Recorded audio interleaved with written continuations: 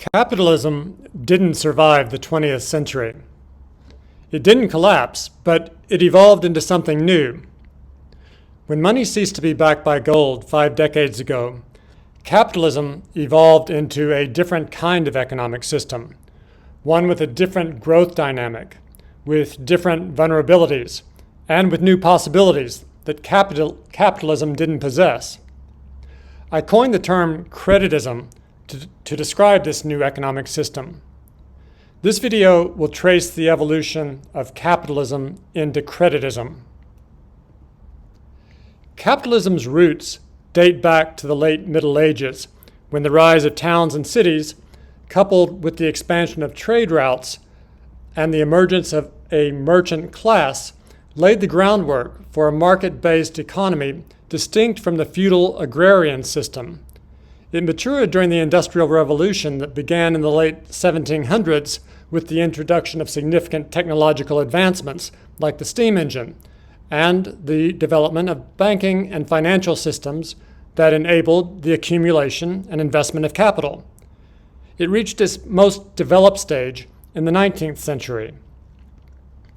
The Industrial Revolution sparked off an extraordinary surge in production and wealth, and an astonishing improvement in human well-being that had no precedent in history. It probably would not have occurred had the capitalist framework within which it developed not existed.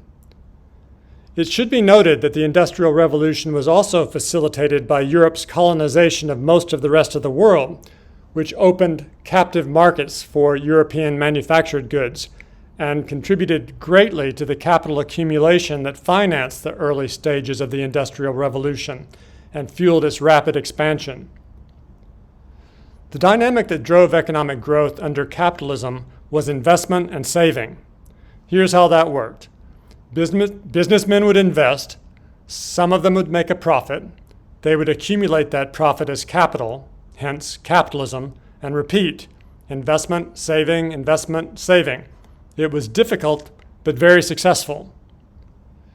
During the capitalist era, gold was money. Governments did not create money. In fact, the role of government in the economy was very limited. Before the 20th century, governments didn't take responsibility for the economy, and they didn't attempt to manage it or to make it grow. Nor did governments provide financial assistance to the general public. Capitalism thrived at a time before universal suffrage and organized labor gave the working classes any influence over government policy. World War I was the beginning of the end for capitalism. During that war, most of the belligerent nations in Europe went off the gold standard because they didn't have enough gold to fight the war. To finance their war efforts, those governments borrowed heavily and printed money without gold backing on a very large scale. After the war ended, all the government borrowing and money printing that had occurred during the war resulted in a very large credit bubble that we call the Roaring Twenties, and in the Great Depression that followed when that credit bubble blew up in 1930. During the Great Depression, the U.S. government confiscated the public's gold and made it illegal for individuals to own gold. The government also began to take more responsibility for managing the economy, although on a very limited scale relative to today. The worldwide economic slump during the 1930s exacerbated geopolitical tensions and ultimately led to World War II. During that total war, the U.S. government took complete control over the economy, directing production, distribution, and labor, and controlling prices, all while incurring enormous debt, financed in part with money created by the Federal Reserve, the country's central bank. Since then, the government has never stopped managing the economy at the macro level. After the war, the U.S. government spent aggressively on the military to prevent Soviet communism from conquering the world. At the same time, political pressure from a fully enfranchised and largely unionized public forced the government to increase spending on domestic social welfare programs such as Medicare and Medicaid. Social Security had already been introduced during the Depression. Although U.S. citizens had been prohibited from owning gold since 1933, the Federal Reserve was still required to hold gold to back the money it created up until 1968. In 1968, however, the Fed didn't have enough gold to continue creating any additional money. Since more money was required to finance the government's expanding foreign and domestic policies, Congress changed the law to abolish the requirement that the Fed back the money it created with gold. 3 years later, President Nixon reneged on the United States' commitment to allow other countries to exchange the dollars they accumulated for gold owned by the U.S. government. The right of other countries to convert their dollars into the gold held by the U.S. Treasury Department was the cornerstone that underpinned the Bretton Woods International Monetary System, which the U.S. had put in place at the end of World War II. When Nixon announced the end of dollar convertibility in August 1971, the Bretton Woods system of gold-backed money and fixed exchange rates collapsed. Thus, between 1968 and 1971, the final links between money and gold were severed. Removing the requirement that money be backed by gold eliminated many of the constraints that had regulated economic relations up until then, thereby setting off what I've described as a money revolution in my most recent book. Afterwards, the Federal Reserve was no longer constrained in the amount of money it could create, and the money supply expanded to an extent that earlier generations would have found inconceivable. The Fed's total assets increased 100 times between 1970 and 2022, from $90 billion in 1970 to $9 trillion in 2022. It also became very much easier for the government to finance its borrowing, so government debt skyrocketed from $400 billion of debt in total in 1970 to $33 trillion of debt in 2023. Furthermore, international trade no longer had to balance.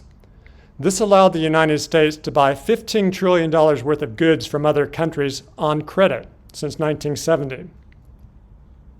And with the constraints limiting credit creation removed, credit growth soared. The total credit extended to all sectors of the U.S. economy expanded 100-fold, from $1 trillion in 1964 to $100 trillion today. As a result of these changes, capitalism evolved into creditism. Credit growth became the main driver of economic growth. This was a very different growth dynamic than that which had fueled economic growth under capitalism. Now, rather than being driven by investment and saving, economic growth occurred primarily as a result of credit creation and consumption. This new growth dynamic that powered creditism proved to be even more successful than that which had existed under capitalism. Within only a few decades, much of the, until then, economically backward parts of the world was transformed through rapid industrialization.